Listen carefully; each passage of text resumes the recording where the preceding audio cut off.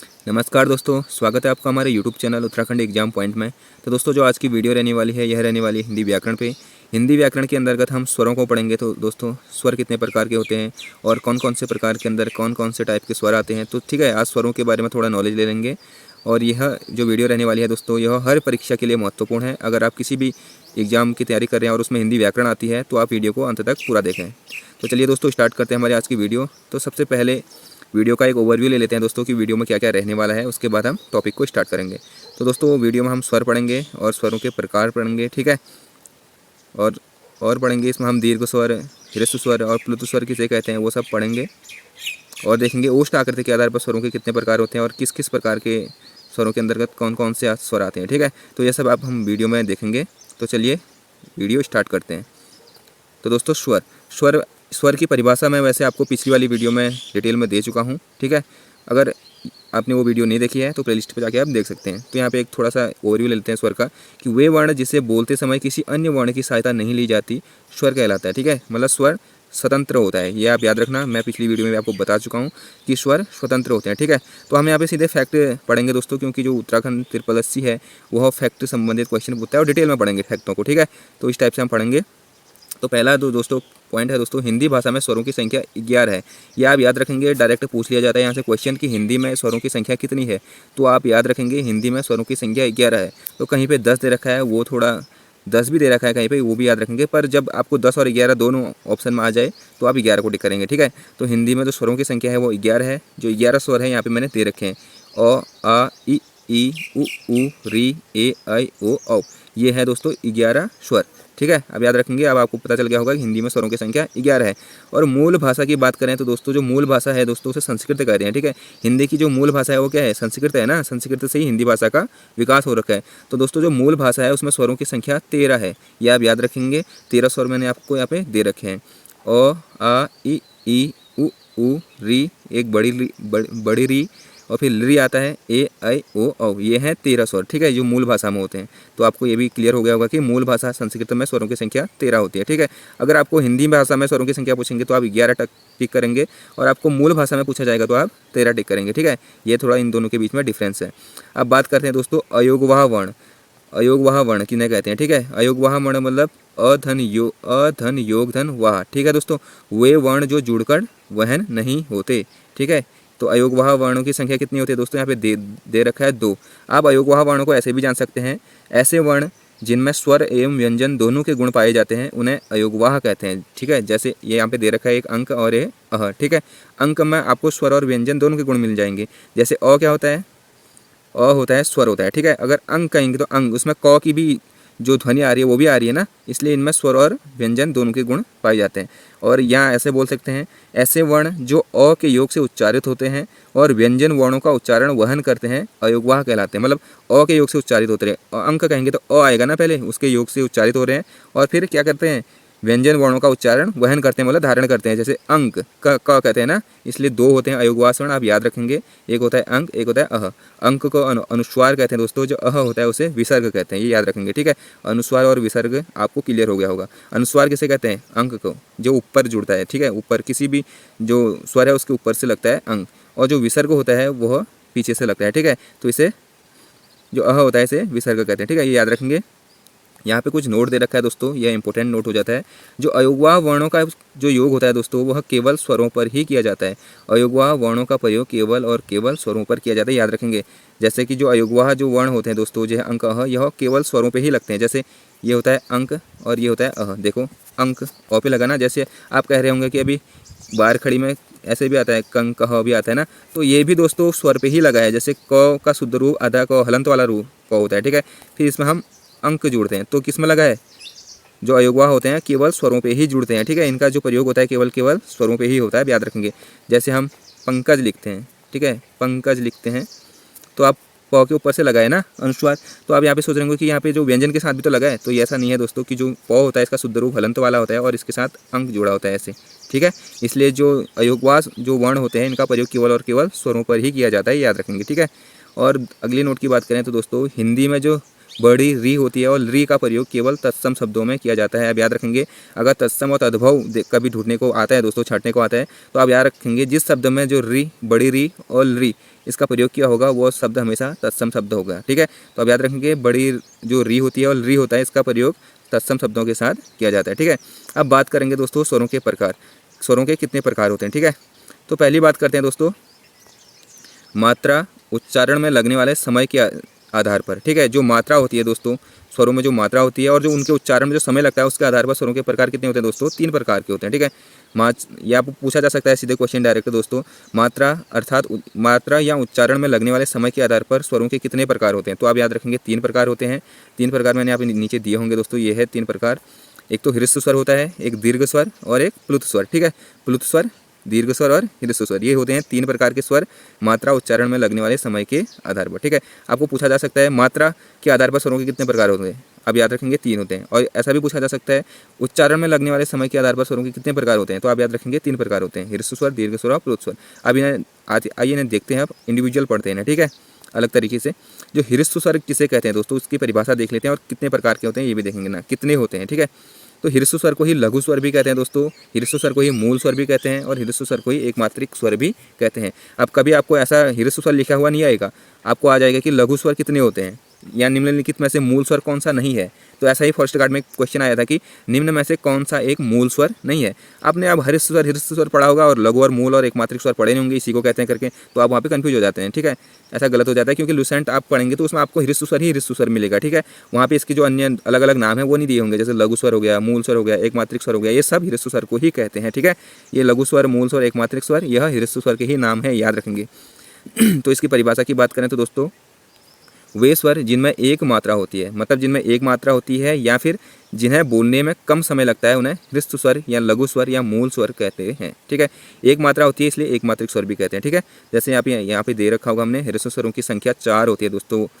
जो स्वर, कुल स्वर हिंदी में 11 होते हैं, तो उनमें से जो 4 स्वर होते हैं दोस्तों वह ह्रस्व स्वर होते हैं, जैसे अ, इ, छोटा उ और छोटी री। ठीक है, एक अ हो गया, छोटी ई हो गया, छोटा ऊ हो गया और री हो गया। ठीक है, ये सब क्या होते हैं, ह्रस्व स्वर होते हैं, मूल स्वर होते हैं। ठीक हो गया दोस्तों, यहाँ से क्वेश्चन आया था फर्स्ट गार्ड में कि निम्न में से कौन सा मूल स्वर नहीं है। तो उसमें दे रखा था ई दे रखा था, ऊ दे रखा था और री दे रखा था और ए दे रखा था। तो इसमें मूल स्वर कौन सा नहीं होगा, ए नहीं होगा ना, क्योंकि यह दीर्घ स्वर होगा या गुरु स्वर होगा। ठीक है, तो अब याद रखेंगे इस टाइप से क्वेश्चन यहाँ से पूछा जाता है डिटेल में, तो आपको याद रखना पड़ेगा कि जो ह्रस्व स्वर है उसे लघु स्वर भी कहते हैं, मूल स्वर भी कहते हैं, एकमात्रिक स्वर भी कहते हैं और इनकी संख्या 4 होती है, अ, छोटी ई, छोटा ऊ और री, ये भी आप याद रखेंगे। ठीक है, अगला जो स्वर होता है दोस्तों मात्रा या उच्चारण के आधार पर वो होता है दीर्घ स्वर, जिसे गुरु स्वर भी कहते हैं, संधि स्वर भी कहते हैं या द्विमात्रिक स्वर भी कहते हैं। ठीक है, अब इसकी परिभाषा की बात करें तो दोस्तों वे स्वर जिनमें 2 मात्रा होती है, पहले वाले में 1 मात्रा थी इसलिए उसे एकमात्रिक स्वर कहते थे। ठीक है, ह्रस्व स्वर को, इसमें 2 मात्रा होती है इसलिए इन्हें द्विमात्रिक स्वर कहते हैं। और या फिर जिन्हें बोलने में ह्रस्व स्वर की अपेक्षा 2 गुना समय लगता है, दीर्घ स्वर, गुरु स्वर या संधि स्वर या द्विमात्रिक स्वर कहलाते हैं। ठीक है, आई होप ये जो परिभाषा है आपको क्लियर हो गई होगी। अब बात करते हैं दोस्तों दीर्घ स्वरों की संख्या कितनी होती है। तो दीर्घ स्वरों की संख्या दोस्तों 7 होती है।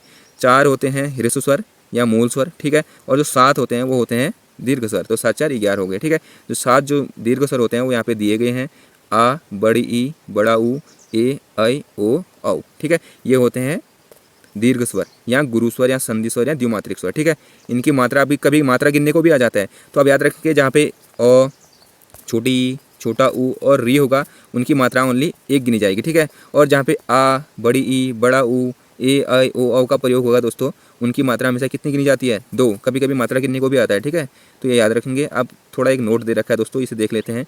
जो आ, बड़ी ई और बड़ा ऊ होता है दोस्तों इन्हें मूल संयुक्त स्वर कहते हैं। मूल संयुक्त स्वर मतलब क्योंकि इनका जो संयुक्त क्या होता है दोस्तों, जब 2 चीज़ों का जो जोड़ होता है उसे क्या कहते हैं, संयुक्त कहते हैं ना। जब 2 चीज़ मिलते हैं एक चीज़ बनता है उसे संयुक्त कहते हैं। तो ऐसे जो ये आ, बड़ी ई और बड़ा ऊ है इसे मूल संयुक्त स्वर कहते हैं, क्योंकि दोस्तों इनका जो निर्माण होता है ये मूल जो स्वर होते हैं उनके योग से बनता है। जैसे अ और अ जुड़ेगा तो क्या बनेगा दोस्तों, आ जुड़ेगा, आ बनेगा। ठीक है, तो अ क्या होगा, हमने ऊपर पढ़ा था अ क्या होता है, ह्रस्व स्वर या मूल स्वर होता है। तो 2 मूल स्वर जब जुड़ेंगे तो क्या बनता है, आ। तो इसलिए आ को मूल संयुक्त स्वर भी कहते हैं। जैसे छोटी ई और छोटी ई जुड़ेगी तो दोस्तों क्या बनेगी, बड़ी ई बनेगी, तो इसलिए बड़ी ई को मूल संयुक्त स्वर कहते हैं। और जैसे ही छोटा ऊ प्लस छोटा ऊ जुड़ेगा तो बड़ा ऊ बनेगा, इसलिए बड़ा ऊ को क्या कहते हैं, मूल संयुक्त स्वर भी कहा जाता है। ठीक है, ऐसे ही होता है दोस्तों। दूसरा नोट है वो है ए आई ओ औ को संयुक्त स्वर कहा जाता है। आप याद रखेंगे पहले के दो आ था और बड़ी ई थी और क्या था, बड़ा ऊ, ये तीन थे, इन्हें क्या कहेंगे, मूल संयुक्त स्वर। और जो बाद के चार होंगे दीर्घ स्वरों में ए आई ओ औ, उन्हें क्या कहेंगे, संयुक्त स्वर। इन्हें संयुक्त स्वर क्यों कहते हैं दोस्तों, क्योंकि इनका जो निर्माण होता है यह एक मूल स्वर से मिलता है, एक मूल स्वर और दीर्घ स्वर के जोड़ से बनता है। जैसे ए हो गया, ए को हम कैसे, ए का निर्माण कैसे होता है दोस्तों, जब अ होगा, अ में ई जुड़ता है, छोटी ई जुड़ता है तो क्या बनता है, ए जुड़ता है, ए बनता है ना। तो मतलब ये मूल स्वर हो गया, ये मूल स्वर हो गया, मतलब अलग अलग स्वर है ना, दो है तो दोनों मूल स्वर ही, पर है क्या, अलग अलग है। ठीक है, जैसे अ क्या है, सजाती, अभी हम बाद में पढ़ेंगे सजाती, सजाती स्वर जिन्हें कहेंगे कि जैसे आ होता है सजाती होता है। ठीक है, जिसे और अ से मिलकर बनता है, अभी बाद में पढ़ेंगे हम इसे।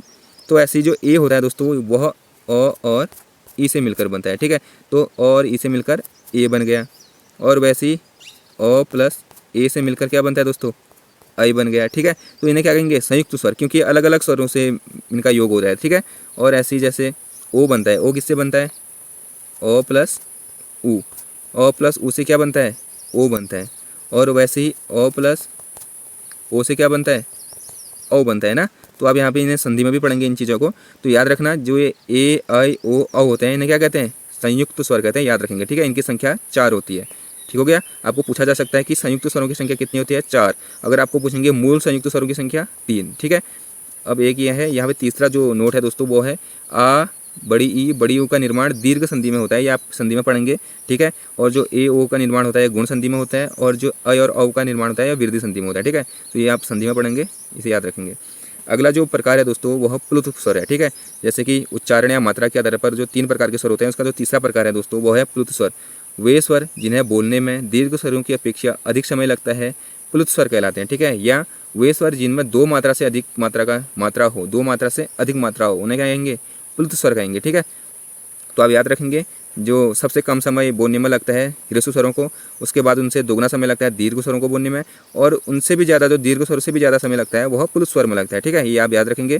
पुल्ल स्वर के मैंने कुछ उदाहरण दे रखे हैं, जैसे हम ओम कहते हैं ना दोस्तों, जैसे ओ कहते हैं उसे भी बहुत लंबा खींचते हैं, उसके बाद मो कहते हैं, ओम कहते हैं ना, तो यहाँ पे जो ये साइन है दोस्तों यह पुल्ल स्वर का उदाहरण है। ठीक है, और ऐसी जैसे राम कहते हैं तो आ की मात्रा को बहुत ज़्यादा खींचते हैं ना, मतलब जैसे आ कहते हैं ना, राम कहते हैं तो उसमें जो बहुत सारा खींचते हैं उसे पुल्ल स्वर कहते हैं। जैसे मैया कहते हैं तो या को आज जो या में आ की मात्रा है उसे बहुत ज़्यादा खींचते हैं, तो उसे इस प्रकार के स्वर क्या होते हैं, प्लुत स्वर कहते हैं। ठीक है, इनमें जो मात्रा होती है वो बहुत ज़्यादा होती है। ठीक है, 2 से अधिक होती है, 2 मात्रा होंगी तो वह दीर्घ स्वर में आ जाएंगे, 2 से अधिक मात्राएं होंगी तो वो किस में आ जाएंगे, वो हो जाएंगे प्लुत स्वर में। ठीक है, तो हिंदी भाषा में जो प्लुत स्वरों की संख्या है दोस्तों वह 8 होती है, याद रखेंगे। ठीक है, आपने पहले पढ़ा होगा जो मूल स्वर होते हैं उनकी संख्या 4 होती है। ठीक है, और जो दीर्घ स्वर होते हैं उनकी संख्या 7 होती है, और जो प्लुत स्वर होते हैं दोस्तों इनकी संख्या होती है 8, क्योंकि 7 तो वही होते हैं जो दीर्घ स्वर में होंगे, और एक और जुड़ जाता है जो कि मूल स्वर का होता है। ठीक है, इसलिए प्लुत स्वरों की संख्या 8 होती है, आप याद रखेंगे, पूछा जा सकता है। तो प्लुत स्वरों की संख्या 8 होती है। ठीक है, और मूल भाषा में प्लुत स्वरों की संख्या की बात करें तो 9। मूल भाषा मतलब संस्कृत में प्लुत स्वरों की संख्या कितनी होती है, 9 होती है। ठीक है, उसमें एक बड़ी री जुड़ जाती है। ठीक है, बड़ी री, अब याद रखेंगे।